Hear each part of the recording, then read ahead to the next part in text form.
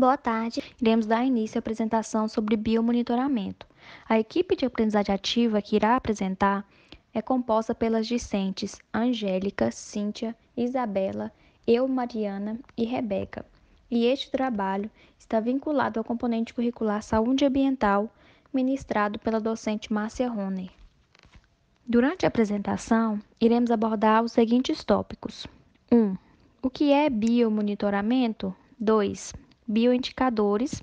3. Alterações morfológicas usadas na bioindicação. 4. Exemplos de biomonitoramento. E 5. A importância do biomonitoramento. Então, para iniciar, temos o primeiro tópico, que irá abordar sobre o que é biomonitoramento. Pode passar. A princípio, é importante a gente dizer, né, que a presença de agentes potenciais de poluição do ar, da água, né, e do solo, que ameaçam a saúde e a qualidade da vida, né, de grupos humanos e dos demais organismos vivos, tem despertado a busca por medidas e estratégias, né, destinadas à detecção precoce de processos poluidores. Então, diante disso, iniciou um processo, né, de utilização de organismos vivos como método auxiliar de detecção de alterações perigosas, né, da qualidade do ambiente. E isso foi denominado de biomonitoramento. Então, o que é o biomonitoramento, né? Como o próprio nome nos diz, bio nos remete à vida. Então, podemos dizer, basicamente, que biomonitoramento é um monitoramento a partir de métodos biológicos. Mas buscando uma definição mais completa, encontramos a do autor Carneiro, 2004, que define o biomonitoramento como método experimental indireto de se verificar a existência de poluentes numa certa área, utilizando-se de organismos vivos que respondem ao estresse a que se encontram submetidos. Esses organismos são normalmente denominados de bioindicadores. Pode passar. E o que esse monitoramento nos revela, né? Quando uma área é monitorada, podemos avaliar, por exemplo, se a área, né, está boa ou ruim em relação às questões ambientais. Também podemos avaliar se tem uma forte ação antropogênica acontecendo ali, né? Como, por exemplo, a destinação incorreta de resíduos ou o uso exagerado de agrotóxicos, né, e outros poluentes. Ou seja, quando se faz um biomonitoramento, é possível determinar sobre a qualidade ambiental daquele local, chegando à conclusão se está poluído ou não, e a partir disso, né, criar medidas para solucionar essa poluição, né, ou minimizar os agravos. Pode passar. Para a realização do biomonitoramento, as espécies usadas para esse trabalho dependem do tipo de ambiente e das informações que se pretende obter, né, com o trabalho, se é a qualidade do solo, da água ou do ar. Mas, em geral, os bioindicadores são utilizados em ensaios de biomonitoramento basicamente em dois métodos distintos: o método passivo, que é quando são utilizados bioindicadores que já habitam a área de estudo, e método ativo, quando os bioindicadores são introduzidos de forma controlada no local a ser investigado. Mais para frente a gente vai ver alguns exemplos. Pode passar. E para finalizar o primeiro tópico, trouxemos três situações que levam ao uso do método de biomonitoramento, que são eles: a ameaça a determinada espécie, ou seja, né, quando uma espécie está ameaçada de extinção, por exemplo; o consumo humano de organismos potencialmente contaminados, que isso gera sérios riscos, né, à saúde humana; e o interesse em conhecer a qualidade do ambiente, né, para saber se ele está poluído ou não. Passo a palavra. Tópico 3. Bioindicadores. O que são bioindicadores? Os animais e os vegetais podem se tornar importantes aliados da natureza como indicadores ambientais, podendo indicar várias modificações ocorridas no meio ambiente, mostrando quando ele está contaminado ou sendo destruído. Esses seres vivos, chamados de bioindicadores, são organismos vivos que podem ser utilizados para a avaliação da qualidade ambiental. Podem ser animais, insetos, plantas, fungos, bactérias, vírus, dentre outros. Esses organismos respondem às perturbações ambientais por meio de reações comportamentais ou metabólicas mensuráveis, que indicam e refletem alguma mudança no ambiente onde eles vivem. Existem tipos diferentes de bioindicadores, sentinelas, introduzidas para indicar níveis de degradação e prever ameaças ao ecossistema, detectores. São espécies locais que respondem a mudanças ambientais de forma mensurável. Exploradoras. Elas frequentemente tornam-se abundantes em áreas poluídas devido à ausência de competição com as espécies eliminadas. Acumuladoras ou resistentes. Organismos que acumulam substâncias químicas permitem a verificação de bioacumulação de substâncias poluentes. Sensíveis. Modificam acentuadamente o comportamento quando sofrem alterações morfológicas, fisiológicas, genéticas e etológicas. Bioensaios. Utilizadas em experimentos que visam detectar a presença de substâncias tóxicas ou organizá-las em ordem de toxicidade. As características dos organismos devem ser levadas em consideração, sendo elas adaptação à amostragem de acordo com o ecossistema, mobilidade limitada, ter tamanho adequado facilitando a visualização, ser de fácil coleta, sensibilidade a pequenas variações ambientais, manipulação segura, ser de fácil identificação, mesmo por um não especialista, ter grande diversidade biológica e ecológica. Nesses organismos bioindicadores, pesquisam-se biomarcadores específicos que devem estar relacionados com as respostas às perturbações ambientais. Entre os biomarcadores, citam-se os efeitos de poluentes em diversos níveis. Do nível mais baixo para o nível mais alto, temos as respostas bioquímicas, fisiológicas, histológicas, até respostas em níveis de indivíduo, população, comunidades e ecossistemas. Nós vamos ter, a nível bioquímico, as respostas referentes à integridade do DNA, metabólitos biliares, enzimas antioxidantes. No fisiológico, atividades enzimáticas, nível de cortisona, triglicerídeos, hormônios. Na perturbações do histológico, nós vamos ter necrose de tecidos, agregados de macrófagos, lesões feitas por parasitas, tumores.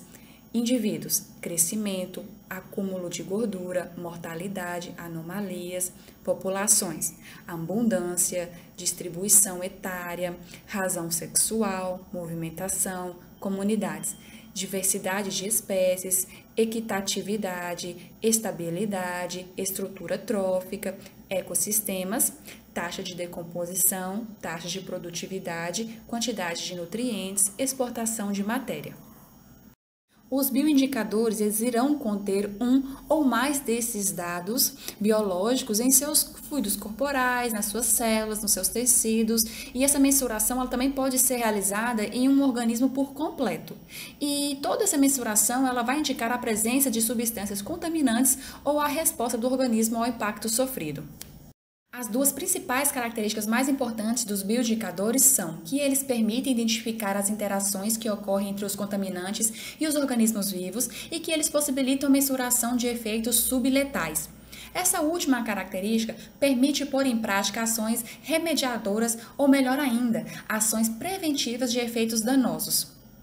A escolha de um determinado bioindicador deve-se à sua sensibilidade ou tolerância a algum parâmetro poluente. Cada organismo reage de forma diferente aos impactos ambientais, por isso existem bioindicadores para áreas específicas.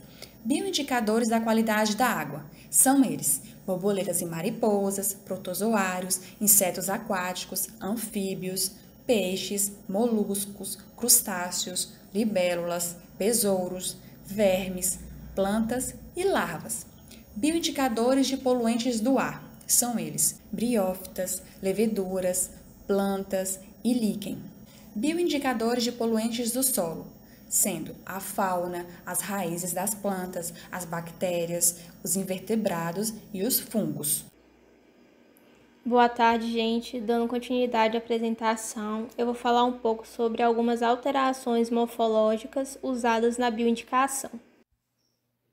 Bom, Lima 2000 vai trazer para a gente que essas alterações morfológicas em plantas superiores podem sim ser utilizadas na bioindicação, Inclusive, vários estudos têm sido desenvolvidos ao longo do tempo para tentar padronizar esses indicadores e, assim, possibilitar a avaliação dos impactos, né, de diferentes poluentes. Em alguns países, esses indicadores morfológicos já fazem parte de uma rede nacional de monitoramento. Eles são utilizados na Holanda desde 1969, na Alemanha também desde 1970 e no Japão desde 1973. E essas alterações podem ser divididas em duas categorias, que são elas as alterações macroscópicas, que são aquelas visíveis a olho nu, e as alterações microscópicas, que são aquelas em nível anatomocitológico. Dentre as alterações macroscópicas, a gente tem a clorose, que nada mais é do que uma alteração na coloração da folha em reação a algum estressor ou algum poluente. Se a folha aderir a uma cor amarelada, isso pode ser um indicativo de exposição às emissões contendo cloro. Se ela apresentar manchas avermelhadas, isso pode indicar uma exposição ao dióxido de enxofre.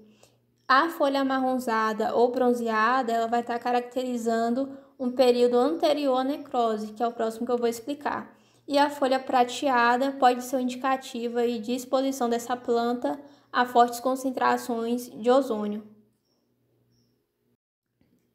Além disso, a gente tem a necrose e a queda foliar.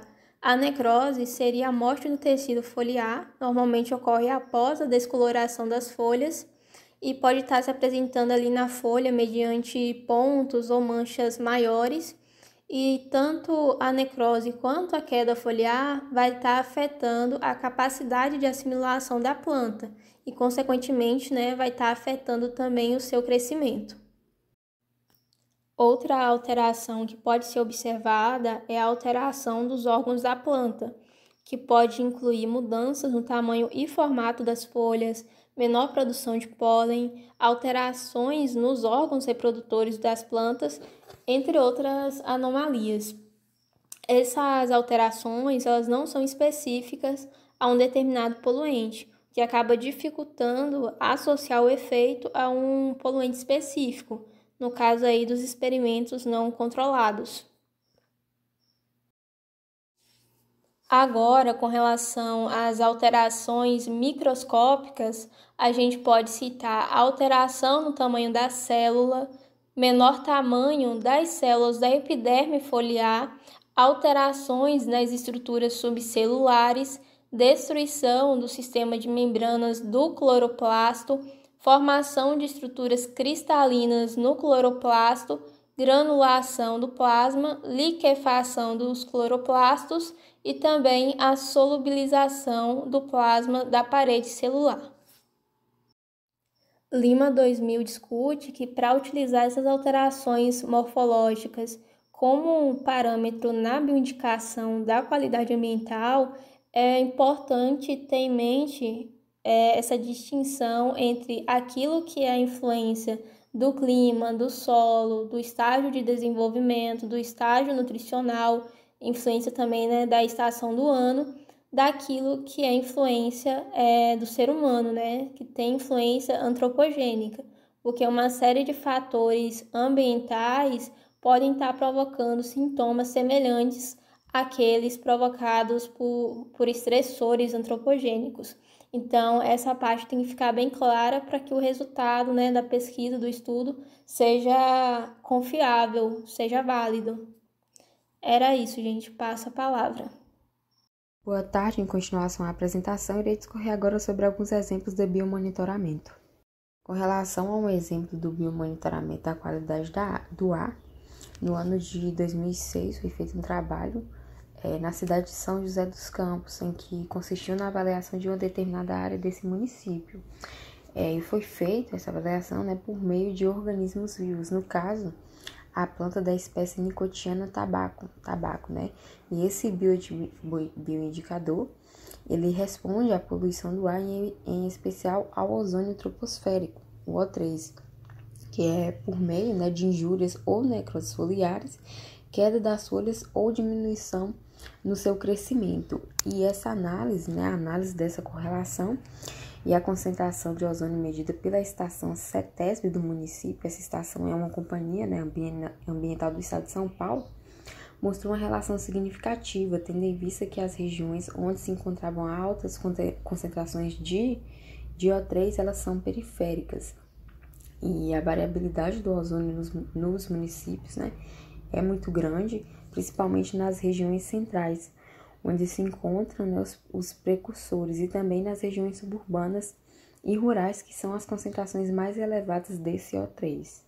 O trabalho ele foi realizado no ano de 2007 e é uma continuidade do trabalho passado do ano 2006 na cidade de São José dos Campos, em que esse trabalho ele foi feito com a colaboração da Fundas, né, a Fundação L. Augusto de Souza, através de 20 de suas unidades. Além também da cidade de São José dos Campos, foram incluídos os municípios de Monteiro Lobato e Ilhabela, e como indicador foi utilizado a planta Tradescantia pálida, que é popularmente conhecida como coração roxo, né, a qual ela é sensível aos poluentes oxidantes. E quando exposta à poluição do ar, essa planta ela sofre mutações genéticas em suas células, formando micronúcleos. E através da contagem dos micronúcleos, que são separados pelas células-mães, grãos de pólen, caso a planta esteja, né, sob efeitos de poluentes, ou seja, o número de micronúcleos separados na célula ele é proporcional à concentração de poluentes. Numa primeira abordagem, os pontos eles foram agrupados segundo regiões administrativas do município e os resultados são apresentados conforme na figura. E as regiões que obtiveram maior índice de micronúcleos e que foram categorizadas, né, como regiões de maior poluição foram as regiões Oeste e Norte. O alto nível também de poluição na região Oeste pode ser atribuído à indústria Monsanto, né, que é um emissor de material particulado e precursores de ozônio, e a região Norte devido às massas de ar que vêm do litoral norte. Já a região Central ela é caracterizada pelo alto fluxo de veículos, aliado à má circulação atmosférica da região. Já as demais regiões administrativas e boa parte da região Sudeste e uma pequena parte da região Sul apresentam índices, né, um pouco mais a menos, com o nível de presença de micronúcleos entre 4 e 5.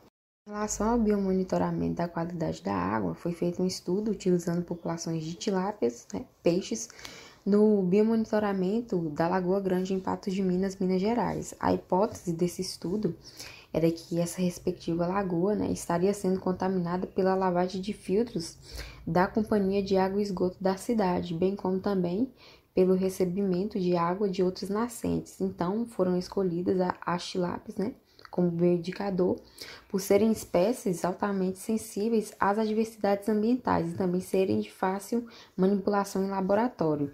E de acordo com os resultados obtidos, né, realmente os peixes estavam sendo expostos a agentes tóxicos e com elevado potencial genotóxico. Nesse tópico 5, vamos abordar a importância do biomonitoramento, mas antes disso, é importante fazermos uma síntese dos benefícios do uso de bioindicadores. As maiores vantagens em se utilizar bioindicadores são baixo custo de instalação e acompanhamento, ausência de aparelhagem sofisticada de medição, eficácia no monitoramento de áreas amplas e períodos longos de tempo e viabilidade de se avaliar elementos químicos presentes em baixas concentrações no ambiente em estudo. E então, né, gente, para finalizar, diante de tudo isso que foi exposto no trabalho como um todo e no tópico anterior, nós podemos chegar à conclusão de que o biomonitoramento é de suma importância, né?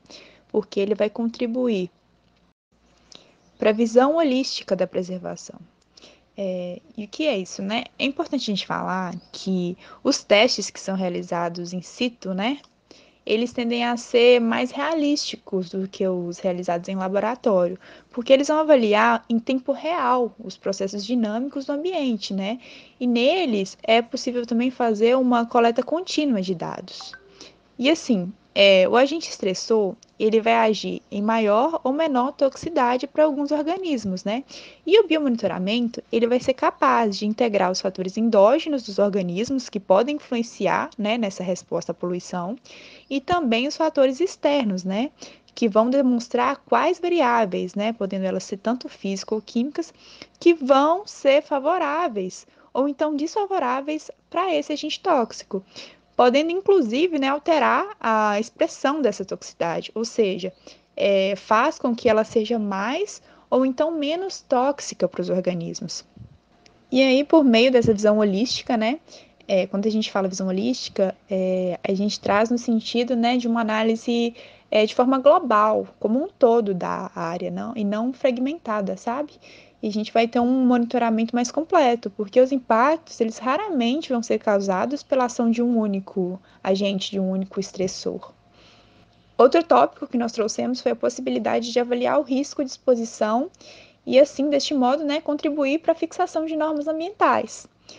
O que acontece? A OMS, a Organização Mundial de Saúde, ela traz que a avaliação da exposição, associada aos conhecimentos relativos aos efeitos e os limites considerados seguros, né, para o ambiente, para o ser humano, permite que a gente estabeleça as prioridades e as formas de intervenção efetivas e possíveis para proteger o ambiente dos riscos químicos.